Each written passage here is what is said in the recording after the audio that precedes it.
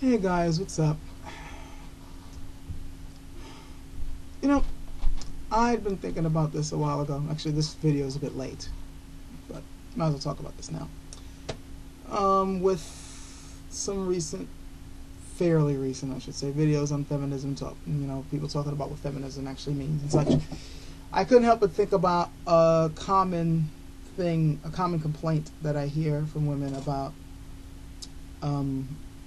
how they're being treated, how they're being portrayed because of old myths or old stories about their so-called true natures. And of course, one story that would come up is the story of Adam and Eve, and how it's constantly been used to keep women down and to say, see, if it wasn't for them, we wouldn't be in the state that we're in, and this is why you have to control them, and this is why they're weak, and such and such. And I sympathize with that, but personally, I think that we could look at that story in a different way. I know that, it's generally been used to say that, in the beginning we were in paradise and everything was going great, but then the woman had to be tricked by the snake, and she disobeys God by plucking from the forbidden, the tree of knowledge, from the, plucking the forbidden fruit and biting it, and then tempting Adam to do the same. And if she didn't do that, then we'd still be in paradise, and we wouldn't be suffering now with original sin and having to suffer through death and everything. And it's all the woman's fault for either being too gullible or having a bit of wickedness to have wanted to disobey God in the first place.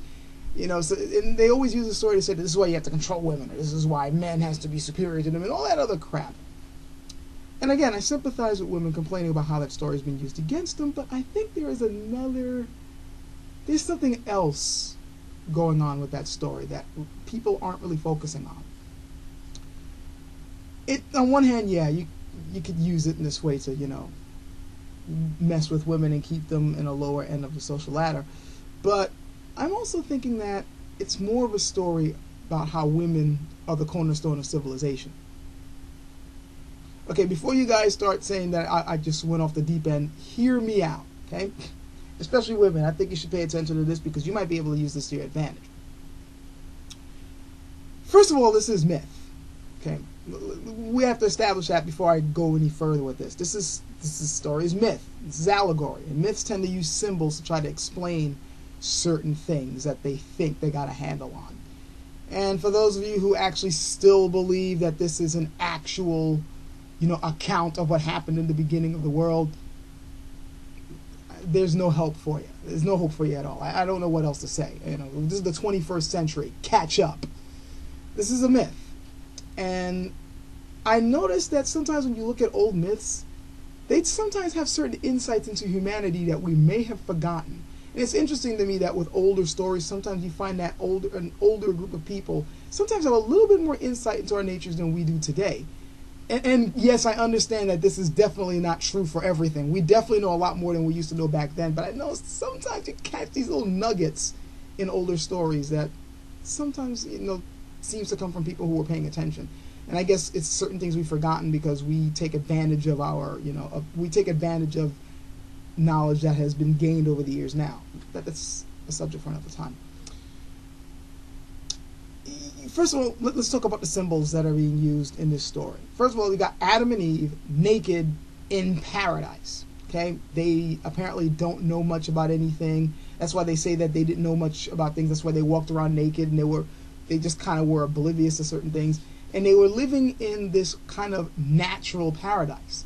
There really wasn't anything artificial in there. No buildings, no farms, no technology. It's just them living in a natural setting, just plucking from the earth, naked, with little advanced knowledge. So in other words, you could look at this as human beings living in their most natural animalistic states. Okay, they're just living just like all the other animals, just living off the land. You see berries, you pluck it and eat it. You see, fruits on trees, you pluck it and eat it. You coexist with the animals in, a similar fashion. There's no clothing, there's no, it's nothing like that. Living in a most animalistic way. Then suddenly Eve is told by a snake that it's okay for her to eat from the forbidden fruit on a tree of what? Of knowledge. This is the one thing that is always kind of glossed over. It's interesting It's the tree of knowledge that they were told not to eat. And that opens up a whole can of worms right there. That's like a subject in and of itself. It's the tree of knowledge she eats from. And it's also interesting to me that it's a snake that tells her this. I don't know too much about certain things about the symbolism of the snake and Kundalini energy and stuff like that, but I have a funny feeling there's a connection there. Especially since they say Kundalini energy also has to do with creative forces and whatnot. But if somebody else wants to fill in the gaps there, feel free. But here it's the woman that gets to takes the fruit and eats it and then tells Adam, hey, you need to eat this shit. And then after that, they're then kicked out of the garden, out of this natural animalistic way of living, and now they have to work for their bread. They have to work for their existence. You know what that sounds like to me? Farming. Notice they said you now have to work for your bread. It's now the work of your own, you got to work off the sweat of your brow in order to exist. Farming, agriculture, hunting, that sort of thing. Now you're no longer just simply living off the land. You're now actually coming with an organized plan to survive. Now consider the woman. They generally say, and I know this is general, we can always find exceptions to the rule, but they say women generally are, concerned with things such as safety because of raising children and raising a family. And what sounds a little bit more stable to you? Living in a more animalistic way to try to protect your kids, or having a place where you know where your food's coming from, you have a shelter and a roof over your head, and you have an organized plan on how to subsist off of that? That sounds to me like it would be a lot more stable for somebody trying to raise a family, which could grow into a clan, which can grow into a village, and so on and so forth. This is the beginning of agriculture. This is the beginning of civilization here, of societies. It was the woman who pushed that along, not the man. The man just went along for the ride. And you can even see strains of that today. How many times have you constantly seen, the stereotype of, it's nice where we're at, but we can do better than this. It's usually the woman that's doing that. Yeah, this is a nice apartment, but we should get a house. It'll be a lot better if we got a house. Yeah, this nice little car is cool and all, but we're getting more kids and people. We need a minivan. Always trying to find ways to improve the situation. It sort of reminds me of that Dave Chappelle joke that he made in an old stand-up of his, how men are generally content where they're at. They're not really, once you put them in a comfortable fucking situation, they're not necessarily needing any reason to advance unless they happen to be the type of person who just wants to conquer and take over other people's shit. But generally, you put them in a comfortable situation, I'm happy here. I don't want to leave. Dave Chappelle made that one joke about how, guys buy nice cars because they know women like nice cars. It's the woman pushing them to do it, or the desire to get the woman that makes pushes them to do it.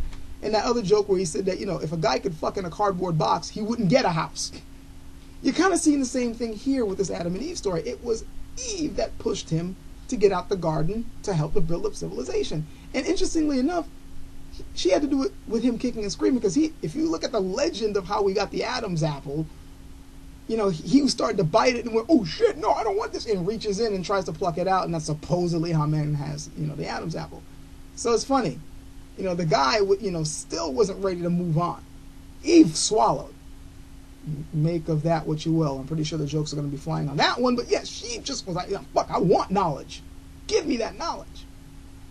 You can still see kind of like that drive for women, sometimes they make fun of women, or how sometimes they want to go into spiritual pursuits, or how they really want to get to the truth of the situation, always trying to find ways of bettering herself. And guys are just like, whatever. And I know this is a stereotype, and I know I'm generalizing here, but you kind of, hopefully you're seeing what I'm trying to get across here.